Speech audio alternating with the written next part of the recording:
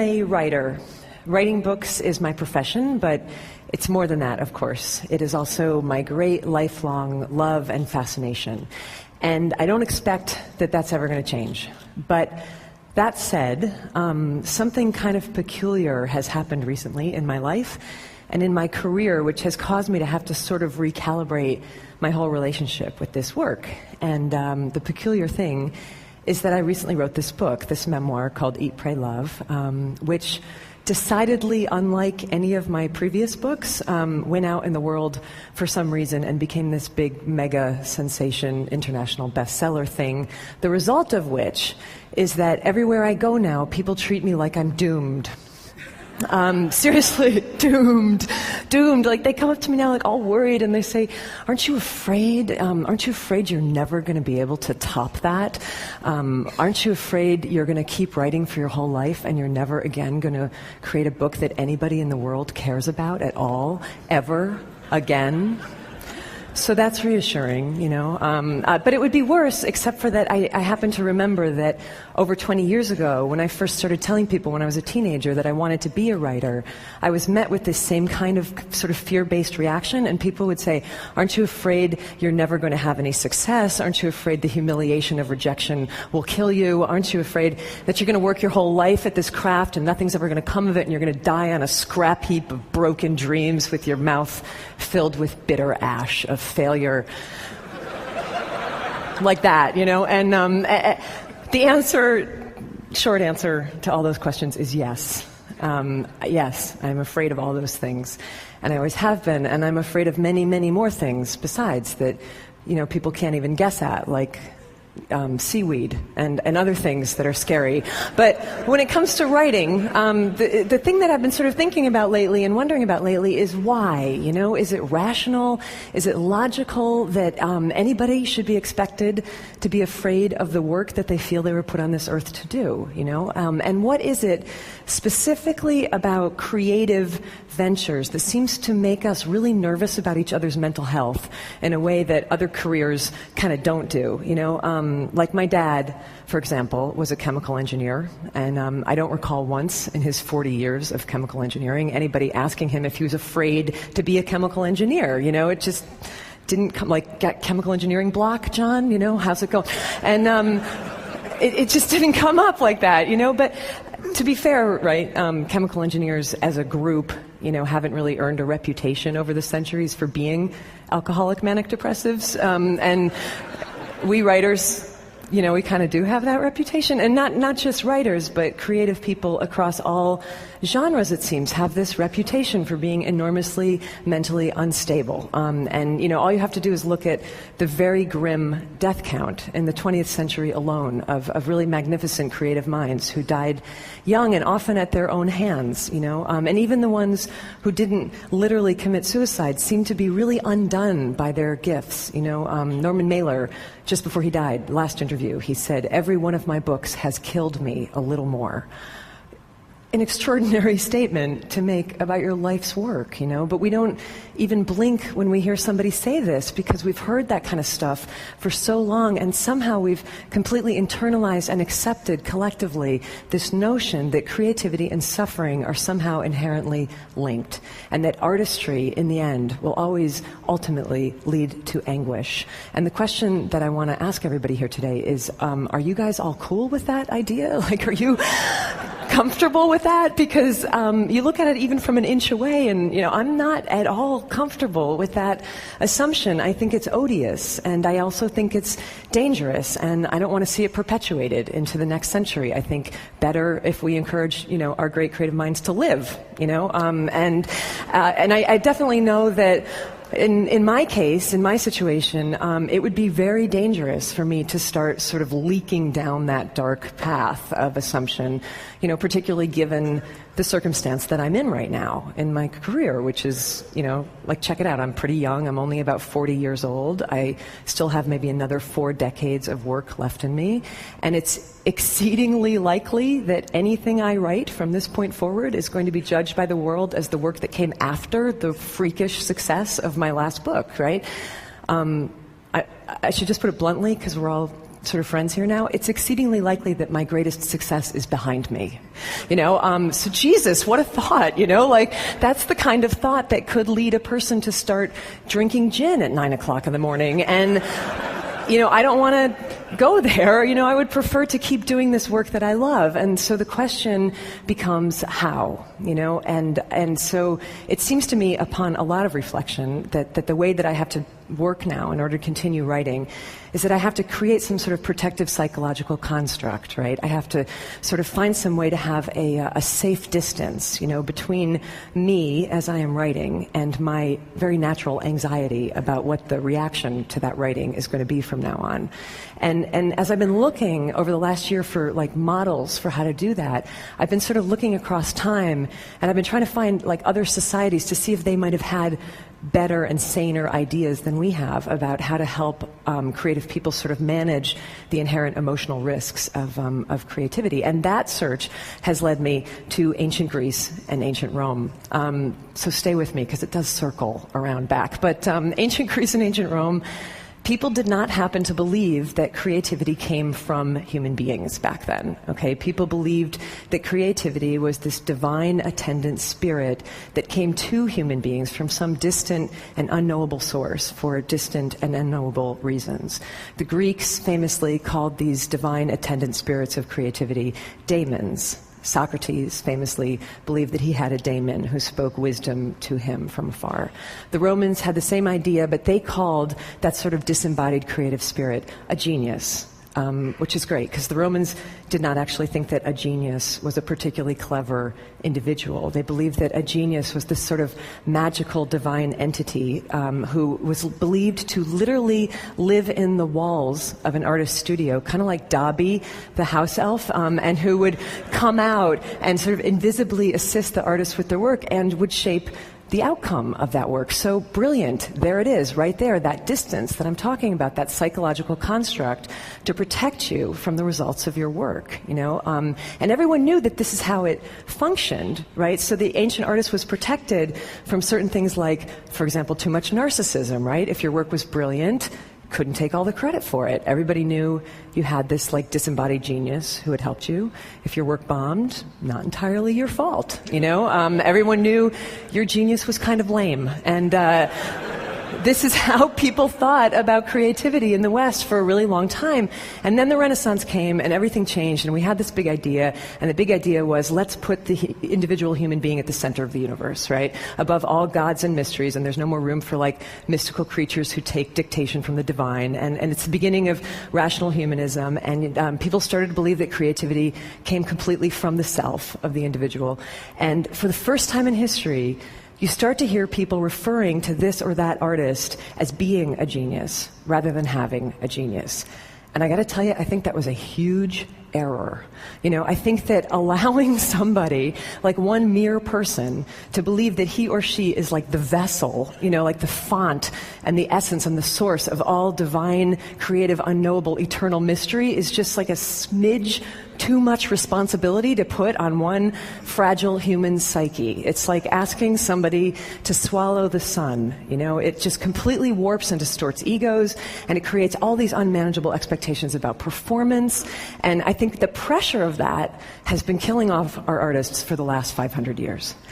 And if this is true, and I think it is true, the question becomes, what now? Can we do this differently? Maybe go back to some more ancient understanding about the relationship between humans and the creative mystery. Maybe not, maybe we can't just erase 500 years of rational humanistic thought in one 18-minute speech. And there's probably people in this audience who would raise like really legitimate scientific suspicions about the notion of basically fairies who follow people around like rubbing fairy juice on their projects and stuff. Like, I'm not probably going to bring you all along with me on this. But the question that I kind of want to pose is, why not? Why not think about it this way? Because it makes as much sense as anything else I have ever heard in terms of explaining the utter maddening capriciousness of the creative process, a process which as anybody who has ever tried to make something, which is to say, as basically everyone here knows, does not always behave rationally, and in fact can sometimes feel downright paranormal.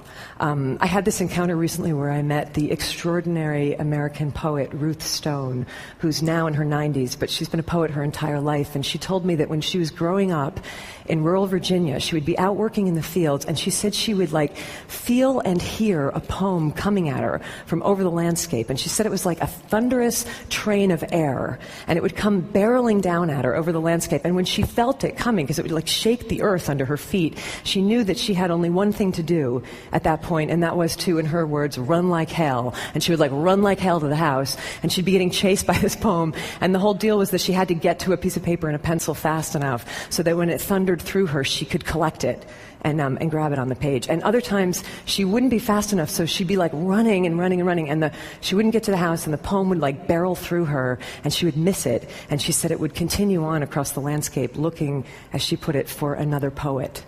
And then there were these times. This is the piece I never forgot. She said that there were moments when she would almost miss it, right? So she's running into the house and she's looking for the paper, and the poem passes through her, and she grabs a pencil just as it's going through her, and then she said it was she would reach out with her other hand and she would catch it. She would catch the poem by its tail, and she would pull it backwards into her body as she was transcribing on the page. And in these instances, the poem would come up on the page perfect and intact, but backwards from the last word to the first. So when I heard that, I was like, that's uncanny. That's exactly what my creative process is like. It's not at all what my creative process. I'm not the pipeline, I'm a mule, and the way that I have to work is that I have to get up at the same time every day and sweat and labor and barrel through it really awkwardly. But even I, in my mulishness, even I have brushed up against that thing, at times. And I would imagine that a lot of you have too. Even I have had work or ideas come through me from a source that I honestly cannot identify. And what is that thing? And how are we to relate to it in a way that will not make us lose our minds, but in fact might actually keep us sane?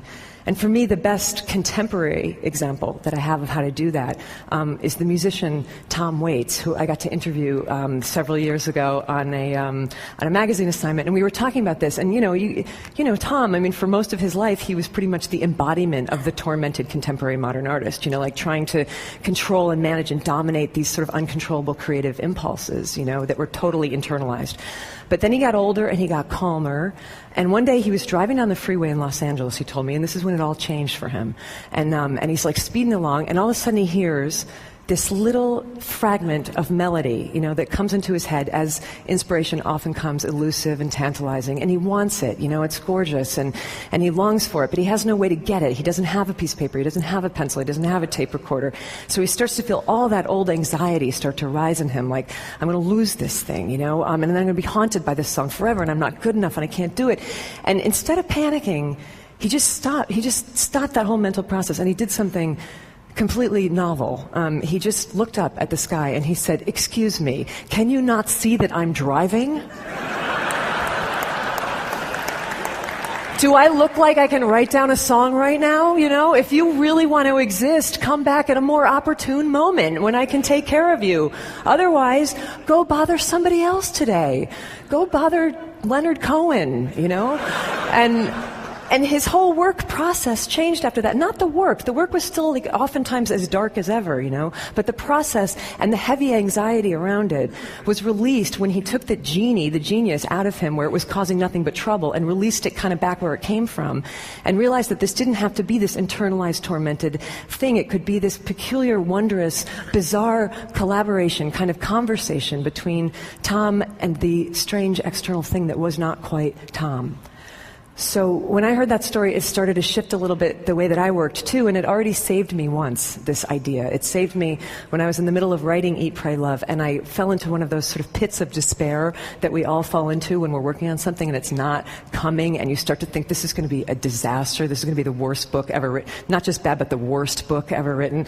And I started to think I should just dump this project, But then I remembered Tom talking to the open air, and I tried it.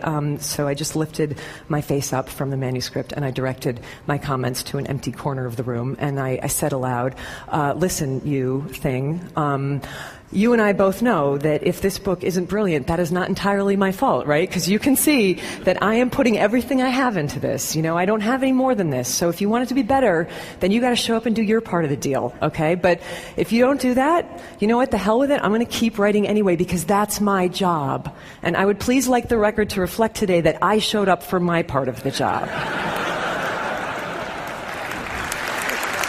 Because, thank you. In the end, it's like this, okay? Centuries ago, in the deserts of North Africa, people used to gather for these moonlight dances of sacred dance and music that would go on for hours and hours until dawn. And they were always magnificent because the dancers were professionals and they were terrific, right? But every once in a while, very rarely, something would happen and one of these performers would actually become transcendent. And I know you know what I'm talking about because I know you've all seen at some point in your life a performance like this, you know? And it was like time would stop and the dancer would sort of step through some kind of portal, and he wasn't doing anything different than he had ever done, you know, 1,000 nights before, but everything would align, and all of a sudden he would no longer appear to be merely human. You know, he would be like lit from within and lit from below, and all like lit up on fire with divinity. And when this happened back then, people knew it for what it was, you know, they called it by its name. They would put their hands together and they would start to chant, Allah, Allah, Allah, God, God, God, that's God, you know. Curious historical footnote. When the Moors invaded southern Spain, they took this custom with them, and the pronunciation changed over the centuries from Allah, Allah, Allah to Ole, Ole, Ole, which you still hear in bullfights and in flamenco dances in Spain when a performer has done something impossible and magic. Allah, Ole, Ole, Allah, magnificent, bravo, incomprehensible, there it is, a glimpse of God. Which is great, because we need that. But the tricky bit comes the next morning, right, for the dancer himself, when he wakes up and discovers that it's Tuesday at 11 a.m. and he's no longer a glimpse of God. He's just an aging mortal with really bad knees, and, you know, maybe he's never going to ascend to that height again, and maybe nobody will ever chant God's name again as he spins, and what is he then to do with the rest of his life? This is hard. This is one of the most painful reconciliations to make in a creative life, you know? But maybe it doesn't have to be quite so full of anguish if you never happened to believe in the first place that the most extraordinary aspects of your being came from you. But maybe if you just believed that they were on loan to you, you know, from some unimaginable source for some exquisite portion of your life to be passed along when you're finished with somebody else. And you know, if we think about it this way, it starts to change everything. You know, this is how I've started to think, and this is certainly how I was thinking about it in the last few months, you know, as I've been working on the book that will soon be published as the dangerously, frighteningly over-anticipated follow-up to my freakish success. And what I have to sort of keep telling myself when I get really psyched out about that is don't be afraid. Don't be daunted. Just do your job. Continue to show up for your piece of it, whatever that might be. If your job is to dance, do your dance. If the divine, cockeyed genius assigned to your case decides to let some sort of wonderment be glimpsed for just one moment through your efforts, then ole. And if not, do your dance anyhow. And ole to you nonetheless. I believe this and I feel like we must teach it. Ole to you nonetheless, just for having the sheer human love and stubbornness to keep showing up. Thank you. Thank you. Thank you. Thank you.